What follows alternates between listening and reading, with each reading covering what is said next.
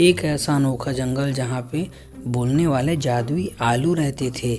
उसके दो बच्चे थे। दोनों बच्चे का नाम चिंकी और मिंकी और उसकी मम्मी का नाम मंटू और उसके पापा का नाम पिंटू था। मंटू अपने पति पिंटू से बहुत परेशान रहता था क्योंकि पिंटू बहुत ही भुलक्कड़ था। पिंटू तभी अपनी पत्नी से कहती है, चिंकी की मम्मी, मैं इन दोनों बच्चों के लिए ऐसा कुछ लाऊंगा जिससे दोनों बच्चे बहुत ही खुश हो जाएंगे। इतना कहकर पिंटू वहाँ से चला जाता है। पिंटू भुलक्कड़ था, वह रास्ता भी कभी कभी भूल जाता था। पिंटू चलते चलते एक ऐसी जगह आ जाता है जहाँ पे बहुत ही हरियाली और खुशबूदार फूल लगे हुए थे। पिंटू वहीं पास रुक जाता है और सोचने लगता है कि थोड़ा आराम करके आगे चलूं। पिंटू अचानक आराम करने लगता है और वह बहुत ही गहरी नींद में चला जाता है। पिंटू का नींद अचानक खुलता है और वह यह कहने लगता है कि अरे भैया, मैं तो बहुत टाइम से सो लिया, अब कुछ चल लेता हूँ। पिंटू इतना कहकर वहाँ से चलने लगता है। अब पिंटू चलते चलते एक ऐसी गुफा पे आ जाता है जो बहुत ही अजीब दिखाई दे रहा था और जंगल से बहुत ही दूर था।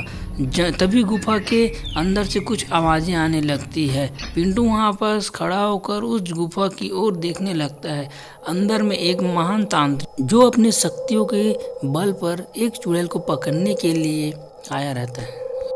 तांत्रिक चुड़ैल को पकड़ने के लिए अपने मंत्र का लगातार उच्चारण करते रहता है। तांत्रिक के पास एक जादुई छड़ी थी जिसकी 3 आंखें थी। वह छड़ी बहुत ही ताकतवर थी। वह उसके बल पर चुड़ैल को पकड़ने के लिए लगातार मंत्र का उच्चारण करते रहता है। ओम भट स्वाहा, ओम भट स्वाहा, ओम भट स्वाहा, ओम भट। तांत्रिक के लगातार मंत्र उच्चारण के बाद एक चुड़ैल उसके सामने आ जाती है और कहती है कि बाबा, क्या हुआ? तुम मुझे क्यों पकड़ने के लिए आए हो? मैंने ऐसा क्या गलती की है? मैं तुम्हारी सभी शक्तियों को छीन लूंगा। तांत्रिक की इतना कहती ही पीछे से आवाज आता है और तांत्रिक पीछे पलट कर देखता है और वहां से चुड़ैल गायब हो जाती है। अब तांत्रिक कहता है कि अरे कौन मूर्ख है जो पीछे से आवाज कर रहा है? इतना सुनते ही पिंटू बहुत ही डर जाता है। वह आंखें बड़ी बड़ी कर कर गुफे की ओर देखता है। अब पिंटू गुफे की दूसरी ओर चला जाता है, लेकिन पिंटू रास्ता भूल जाता है और वह गांव की तरफ चलने लगता है। तभी एक रास्ता दिखाई देता है, एक जंगल की ओर और एक गांव की बाहर की ओर। पिंटू को कुछ समझ में नहीं आता और वह गांव की ओर लगातार चलने लगता है।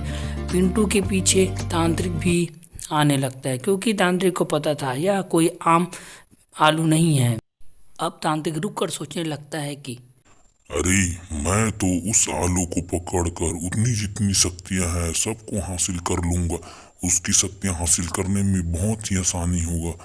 तांत्रिक इतना कहकर उस पिंटू के पीछे पीछे गांव की ओर चला जाता है। दूसरी तरफ बिरजू सब्जी वाला जो एक ठेले में खूब सारी सब्जियां लेकर उसी तरफ आता रहता है। पिंटू भगते भगते अब उस ठेले के पास आ जाता है। अब ठेले को देखकर वह वहीं पर रुक जाता है और सोचने लगता है कि मैं यही छुप जाता हूँ, तांत्रिक मुझको नहीं पहचान पाएगा। पिंटू इतना कहकर उस हरी भरी ठेले वाली सब्जी में चला जाता है। अब तांत्रिक आकर बिरजू से कहता है कि अरे मूर्ख, तुमने किसी आलू को जलते हुए देखा है? बिरजू नहीं कहता है। इतना कहते ही तांत्रिक वहां से गायब हो जाता है। पिंटू बिरजू के सामने अब आकर सामने खड़ा हो जाता है और बिरजू से कहता है, अरे भाई, तुमने मेरी बहुत मदद की। तुमने उस तांत्रिक को नहीं बताया, वरना मेरा बुरा हाल होता। इतना कहते ही बिरजू कहता है कि अरे भाई, मैंने तुमको तो आते आते देख ही लिया था। अब मैं तांत्रिक को बताता तो वह तुम्हें पकड़कर अपने साथ ले जाता, और वह तांत्रिक बहुत ही भयानक और बहुत ही बुरा है। पिंटू को समझ में आ जाता है कि बिरजू बहुत ही भला और अच्छा आदमी है। अब दोनों आपस में एक दूसरे से बात करते हैं। कुछ देर में एक छोटी वाली चुड़ैल उन दोनों के सामने आकर खड़ी हो जाती है। अब दोनों को कहती है कि अरे पिंटू, तुम्हारी वजह से मेरी जान बची है। मैं तुम्हें तुम्हारा घर तक छोड़ दूंगी। अब बिरजू और पिंटू को चुड़ैल गायब होकर उसके घर पर लेकर चली जाती। अब चुड़ैल पिंटू को उसके घर तक छोड़ देता है और दोनों चले जाते हैं। पिंटू यह सब बात अपनी पत्नी को बताती है कि मैं तो मरते मरते बचा। तभी दूसरी ओर बिरजू को चुड़ैल ने एक तिजोरी दे दिया था। अब बिरजू उस तिजोरी को लेकर अपने घर की ओर चला जाता है। बिरजू बहुत ही गरीब आदमी था। बिरजू खजाना पाकर बहुत ही खुश हो जाता है और अपने घर की ओर चला